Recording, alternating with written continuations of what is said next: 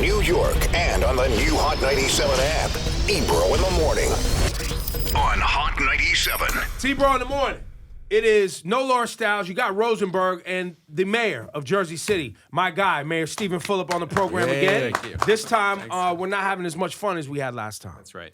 This time, unfortunately, we are on the heels of the services that took place yesterday for the officer who was murdered in the street of Jersey City over by the cemetery. I think it was that's considered the west side of Jersey City. More south side is where he was murdered, and then in the center of the city was the funeral. Yeah. I mean, the whole city came out. It was, unfortunately, something that needed to be done. He was celebrated the right way. He was an amazing police officer. Yep. A father. I know a lot of people who know him, and you've only heard good things about him. Yeah, great. He's father of 5, and one thing I said yesterday in the wake, the funeral, was that had he not interacted with that van would have likely taken more time and been more careful, those two perpetrators, and done more damage. I mean, that's pretty clear at this point. Quickly, let's kind of reset, even though it's painful, what took place in Jersey City, because I was confused. Okay. I heard that an officer confronted some people at a cemetery and was murdered and was shot. So not exactly. What happened was he was meeting an informant at the cemetery. The person had some business being in the cemetery, so he met her there. Upon leaving, he recognized that outside the cemetery was the van that we sent out, which is called a bolo, is how we call it, which is kind of an alert for the police department looking for this vehicle because we thought it was involved in a homicide the weekend before. Interesting. And so you knew about that homicide also. So that was, we were aware. We didn't know who these two perpetrators were. We thought that van was involved in it. So we were looking for the van, and, being a diligent police officer, he recognized the van. He said, hey, this looks like the van that we're looking for. Let me go take a closer look. He goes over to the van, and then the two people were there, and they shot him. Wow. Instantly, just from him coming over to look at it. They thought, now if you piece it together, they thought that he was there knowing more about them than what he probably knew in reality. Which was just, that's supposed to be the van. I'm looking for that van, right? And so if you play it out, and we'll never know 100%, but more than likely, they moved a little bit quicker on their plans because they thought we knew more than what we knew about them at that point. And that's why they ended up going the way they did to that Jewish community center, despite the fact that they had pipe bombs and multiple weapons. I mean, they wanted to do some serious damage. And if you look at kind of what the stuff they were searching on Google before, they had plans, right? But that all changed because he approached them and kind of changed their timetable.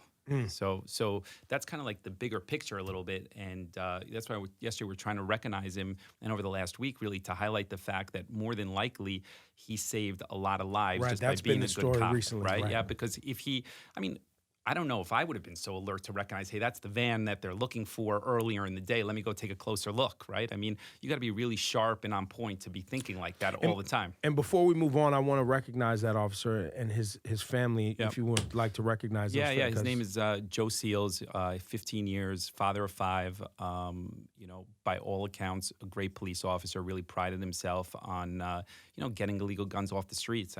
Dozens upon dozens, and he was a good cop, and everybody knew him. And one of the things I touched on yesterday in the eulogy was that, I was at the command post when the first radio call came across and an officer was hit, and there were dozens of people there, and it was like a collective groan, right? Everybody was upset. And then 2 minutes later, it came across that it was Joe Seals and likely fatal.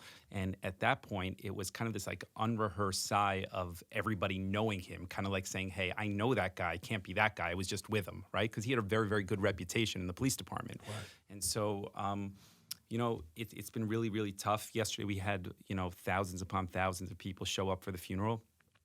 Officers from all over, from Boston, Florida, West Coast, and, just paying respect. It's a tough job. It really is a tough job those guys have. So can we, so then what happens? And so these people were associated with the homicide. So they killed a cab driver over the weekend, and it's kind of unclear what triggered that. And there's some video, there's not a lot of sound, so there's issues around that. So there's video of a murder that they've done before On the Officer weekend right Seals. before. On the weekend right before. Okay. Right?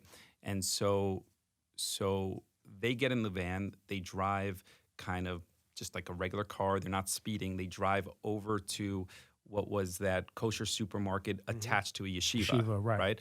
And so, the Jewish community, that ultra-Orthodox community, has moved into parts of Greenville, and that's kind of the epicenter of it. That's right. And so they get out of the car. And I also want to point out, I have a place over in Jersey City, and I've watched the Greenville neighborhood, get bought up and people, get moved, and they're. But I have to say that from people I know in the area, I don't feel like that neighborhood has had tension because of this Jewish community moving in. Do you? No, I don't. I mean, when people think of gentrifiers, it's not the ultra-Orthodox community that was moving because they got priced out of Brooklyn. That's not like your typical gentrifier, so to speak. Maybe that community is viewed as a little bit insular and doesn't integrate as much with other communities, and that creates some hostility because they're perceived a certain way because they dress differently or they act differently. That said, the African American community in Greenville has been nothing short of amazing. That's what I like. I've heard nothing negative. Amazing. I mean, you have some fringe people that are saying things like we had a Board of Education member yesterday that we're pushing for a resignation for. I heard about you and Governor Murphy are pushing this woman out. Yeah, I mean, she said some really, really insensitive things, and my point was that. Look, if she had said that about the black community, the gay community, the Muslim community. And this woman is black? What is she? She's an older African-American woman, and she posted this rant on Facebook, right? Basically, justifying in some ways what the actions were and, saying that these Orthodox Jews came to the community and did X, Y, and Z. And you got to think that this is somebody who, A, is in elected office, and B, is around children, right? So, I mean, there's no place for that. So we're doing our best to put pressure saying that, regardless of race, religion, somebody who says something like that should have no place in elected office or in schools. So, that's the right thing. So that's kind of where we are today. But by and large, she doesn't represent the community, the African-American community. I mean, people have been great, really, really great. And so because we know that these two killed a taxi cab driver. Yep. Then the incident with the officer. Yep. Then went to the kosher deli. Correct. Well, the kosher deli is attached to the yeshiva, and the doors are very, very close. And so the yeshiva would say that, the first bullet was fired at the door of the yeshiva, which is locked. And if you look at the video, it looks like he goes in that direction first. Now, some have criticized me for saying, hey, I was the first to say it was a hate crime. People criticized me for it. Very early, you said a day of when no one else was talking about it. Yeah, because, I mean, it was kind of common sense, right? Right, but it wasn't from the outside. So it was good that you said it, because to us on the outside, I was just like, oh, they happened to go and they happened to run to a deli. Well, and because they're from are they from this area? Are these two people from this area? So they lived in and out of Jersey City for some time. I mean, it's going to be pretty clear that they had a lot of familiarity with the city. So they knew the changes, they knew what was happening, and they did a lot of research as well. I mean, they were Googling a lot of different things to get more information. And the one thing I said about targeting the yeshiva versus the grocery store, I think any reasonable person would say that these people had a larger plan than murdering 3 people. The cops were half a block away. Okay, and so we had a walking post there that we put there maybe about 8 months ago. And those 2 police officers ran towards the gunfire. Both of them were shot. And then another African-American woman police officer, absolute hero, went into the fire and pulled out those 2 officers, right?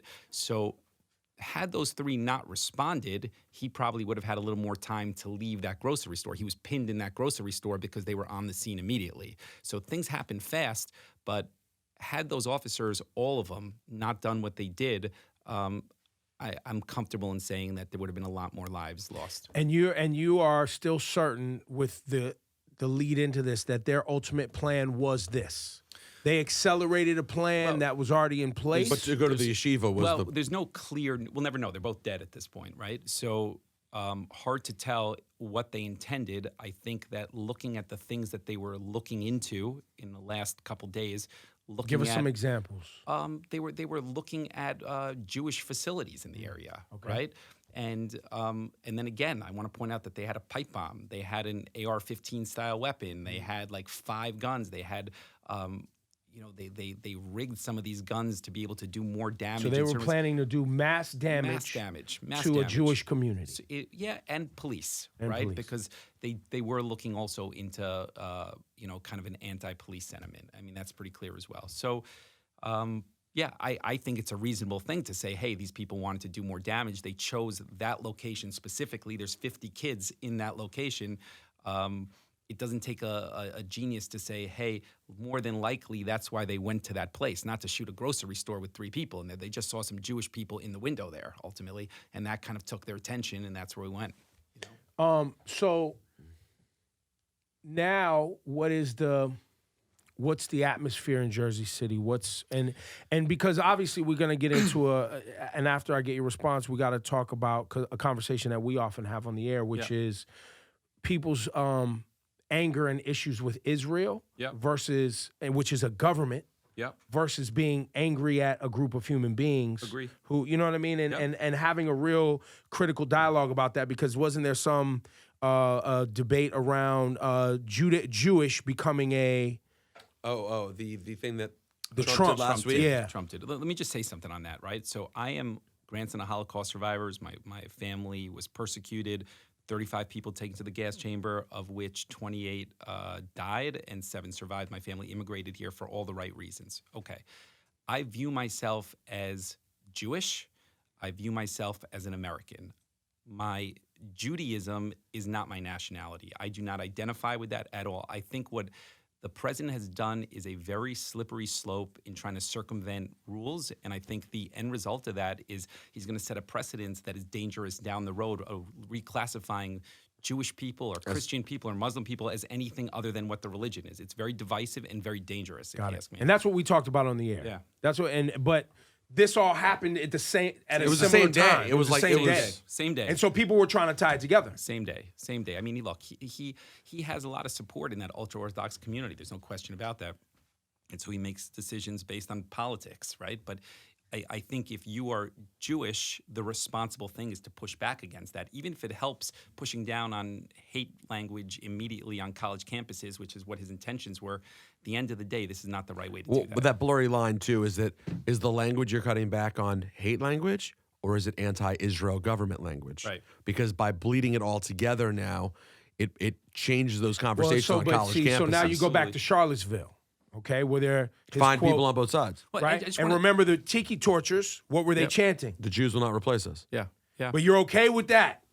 Well, no, they're just fine people, Ebro. Oh, right.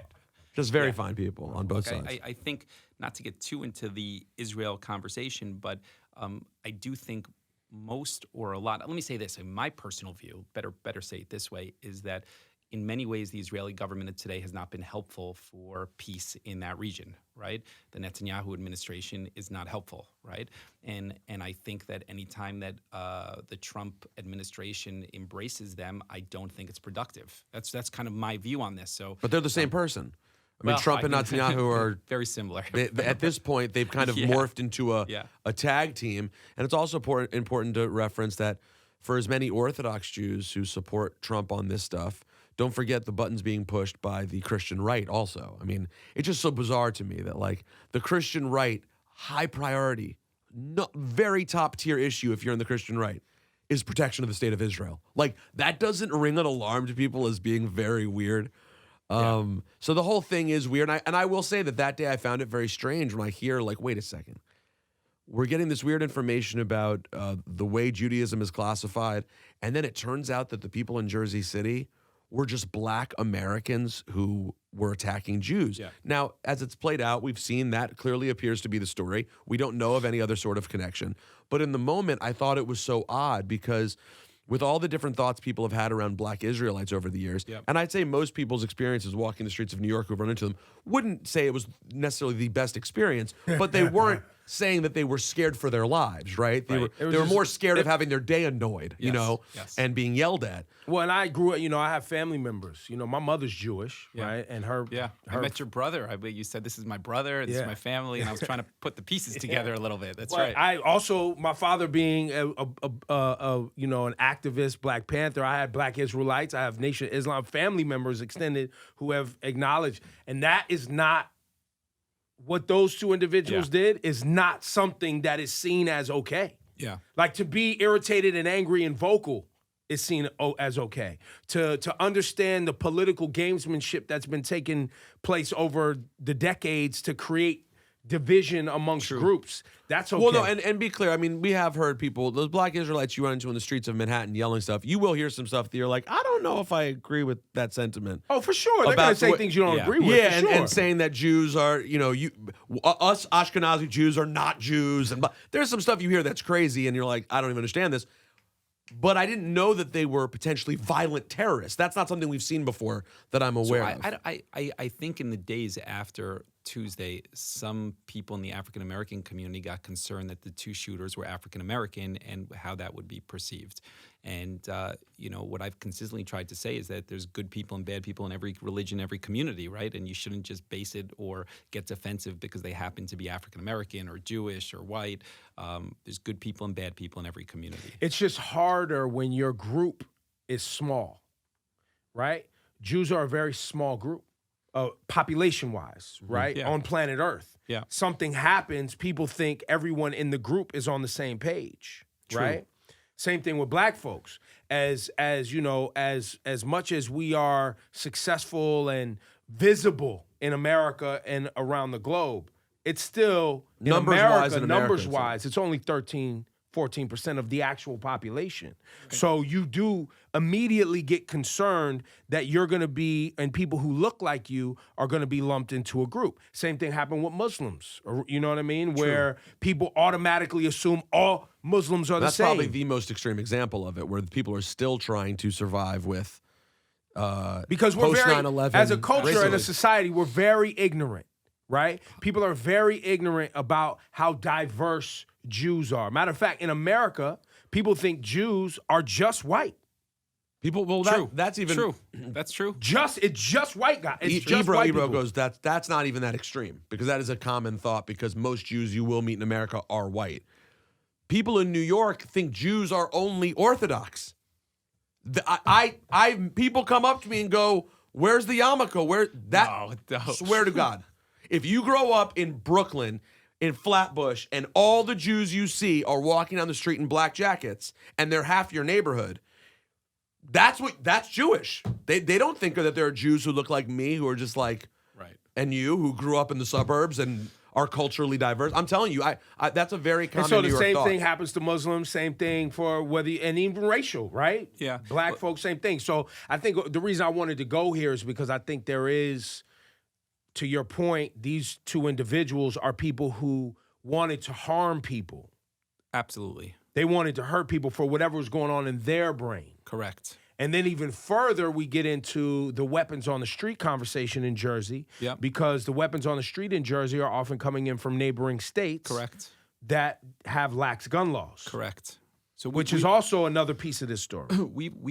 We on a given year take off the streets about 300 illegal guns that our police officers approach people and remove them. And overwhelmingly, the majority of them are coming from Pennsylvania, Ohio, Virginia, and they just come into our streets and they wreak havoc. And it's really, really hard to push down on that just because it's such easy access. Consistent problem in our city. Every day I get reports on how many guns were taken out, and it's scary. Now, the guy who committed this crime and this murder in Jersey City, in his pocket there was something found with someone's name on it that you guys, is that a real story? Yeah. Piece of the story? I think what's been reported, a couple things. Number one is he had handcuff keys, him and the girl had handcuff keys sewed into their underwear, right? I mean, which speaks to the fact that even when arrested, they were planning on still doing more damage, right? And then the second part was, there was a number, and it's been reported also that the authorities chased down that number to a pawn shop in South Jersey in Keyport, and that guy essentially was looks like was selling guns, right? And so they'll lean. And this is out of like a shop or something? Yeah, it was out of like a back of a pawn shop, apparently, from what I understand. But so they'll lean. That guy's right now in custody. They'll lean into that guy. He says he doesn't know the shooters, but I think as more information comes out, we'll see where that goes. But there's still a lot of kind of missing pieces to this whole narrative. And so I guess now you have the people, the officers on the beat. I mean, everybody's at a different heightened awareness now. Yeah, for sure. Look, this is the second officer that we've had shot in the line of duty in 5 years in Jersey City, right? The first one was a guy named Melvin Santiago, who was a young officer, and he was assassinated, and then this is the second one. And definitely heightened awareness, but I think the community is appreciative of them, more likely to say thank you, more likely to realize that every night those guys go out and they do hard work, you know? Mm-hmm. And so sometimes we lose, sight of that, I think, in the conversation around policing. But most of these people are just really stand-up people that volunteered to take it upon themselves, a career to save people's lives and keep the community safe. And that's a noble calling. I guess since we have you, let's talk about weed. Yeah. And marijuana. Yeah, it's going to be on the ballot in next year. What does that mean?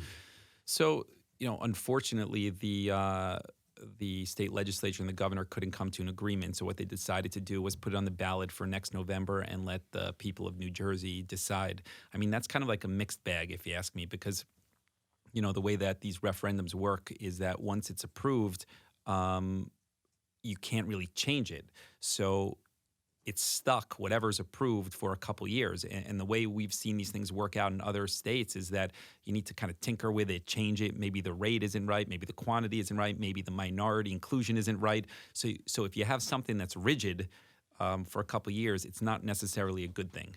And I will say that, as liberal, I guess I'll use, as black folks can be with a lot of issues. Yep. When it comes to committing crimes and people following the law, older black folks and Spanish folks will be like, yo, you broke the law. I told you to stay your ass in school. True. You see what I mean? And so there's still a thing there where, okay, if you're really interested in helping people get out of trouble, cool. Like you said, decriminalize it. But how's the people who are adversely affected by the war on drugs over the last 30 years, how is this law and the passing of it going to help us and our communities, people who look like us? Yeah, I would just say from an anecdote on my side, what I've seen is that, so when this conversation around legalization started, there were probably about 50 companies that have reached out to Jersey City Hall. It's probably the place you want to be. It's right next to New York City geographically. Yep. We probably had about 50 companies reach out. Any of them, there isn't one that I could think of out of the 50 that is African-American owned, okay? They might have an African-American involved as a small percentage to create the narrative, right? But there isn't one that I've sat down with that is predominantly African-American owned. I got to shout Al Harrington. I think I don't know if he's reached out. He's been working with New York State. Okay. Al Harrington, former basketball player, he owns a company. I know a couple, but that doesn't mean they've reached out. Yeah. So, but my point is, by and large, it is Ron Rice's point, right? It's like predominantly white corporations that are looking for an opportunity to make money, and this is all masked in, the criminal justice reform narrative. Not to say it's wrong, but that is kind of the narrative out there. Yeah. His name is Mayor Steven Fulop. Impeachment vote today. Yo, remember when being impeached was like a big deal? Yeah. And it actually meant something? Do you feel like this impeachment means anything today?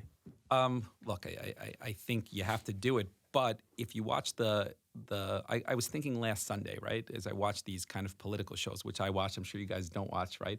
It's crazy to me. I watch on social media. I catch a clip here and there. I try not to. The first half of the show is about all about this impeachment, and then the second half is about who's going to run against Trump in November, which basically implies that everybody knows the point of the first part. What's the part of the vote? You skip why just skip the first part, go right to the second part? Yeah, right, exactly. So, I mean, if you think about it, like everybody knows where this thing is going, right? But unfortunately, they feel, and they're probably right, that there's an obligation to hold them accountable. That's where we are as a country. It's very divisive, unfortunately. No, I think you're absolutely right. They had to do this. The House had to do this.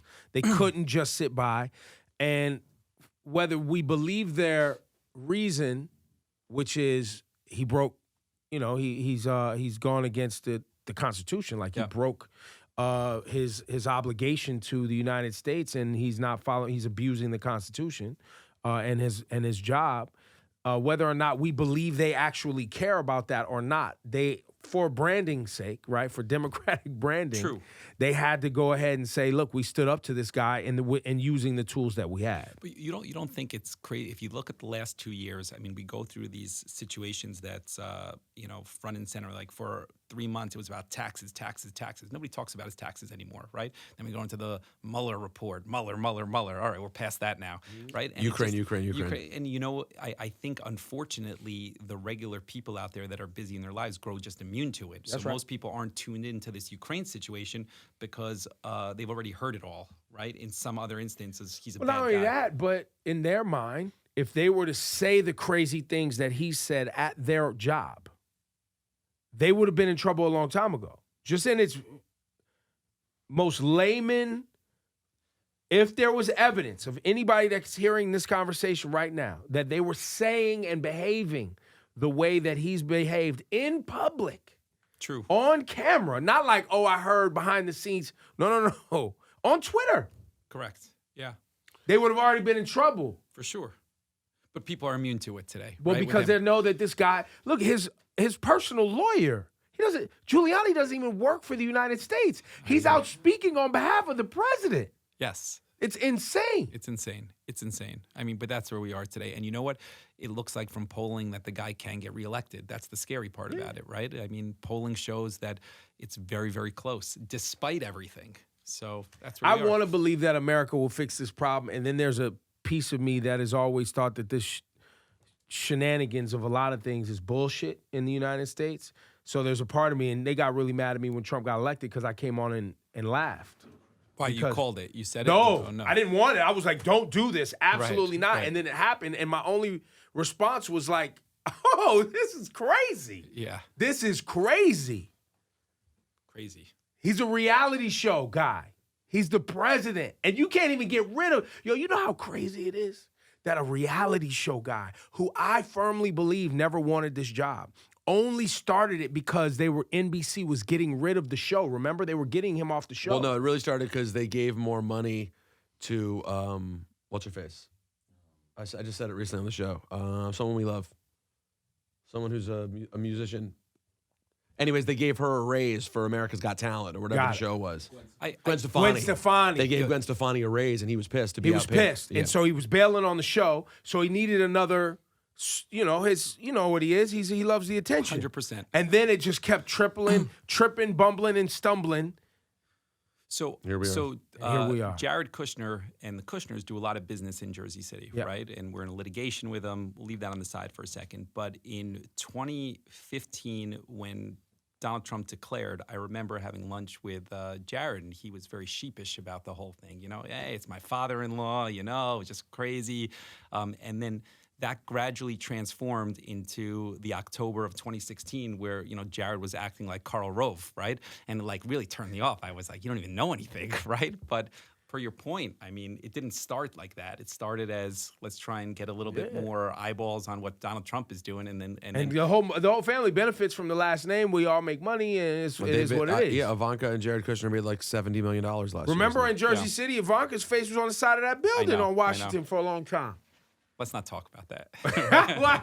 Is that Jared's building? Yeah, well, that is that's the Trump building there, and then we're in litigation with them in Journal Square because they think they're entitled to a tax abatement, and I don't feel that way. So we're in an ugly lawsuit. Tax abatement days is over, my G. Y'all missed that train. Over. That's the way I feel. Your constituency's not having it. They don't want to hear you say tax abatement ever again. No, that's true. That is absolutely Do true. not fix your lips to say tax abatement. So they sued me because they said that we're discriminating against them because of Donald Trump. No, and then it's over. The window's over. Y'all missed the window. And then I made the comment, and I said publicly, look, it's funny that the Kushner family, when it benefits them, they leverage the presidency. They say, oh, that's my father-in-law, right?